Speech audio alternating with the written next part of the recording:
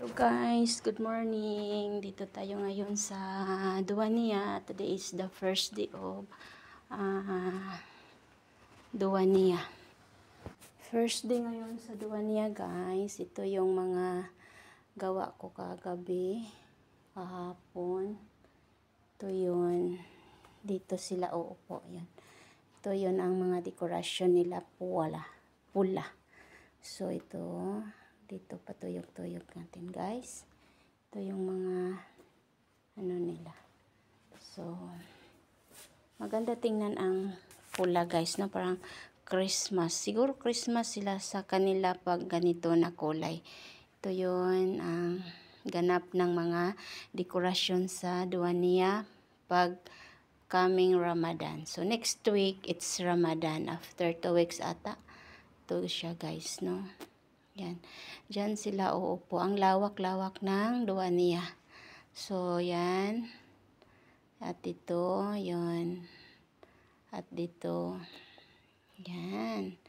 So, dyan sila uupo. So, ang ganda ng mga dekorasyon nila, no? Sa bulak pa lang ng ilang cover ng lingkuranan. So, ito din yun ang lagayan mamaya ng mga candy. Hindi ko pa natapos kasi hindi pa dinala ng amo ko ang candy. So, mamaya siguro, no? Ito empty pa. Yan. Yan. Wala tong sulod. Wala pa ata tong sulod, guys. Meron na. Yung pahumot at saka bukor at saka saparan. So, ganun lang, guys, no? Yun lang. Yun. Kandila to, guys. Mag-ilaw-ilaw to. Yan, mag-ilaw yan sila mamaya, no? Yan. Yan siya, guys. Yan, ito yung mga nice nga dekorasyon. Mamaya maganda pa to yun. Tingnan ko pa. Baka hindi ko na din ma-video kasi busy na ako magluto. So, pailawin natin to, guys. Kung anong, ang ganda. Ang ganda, guys, pag mag-ilaw. Diba? Maganda siya pag mag-ilaw.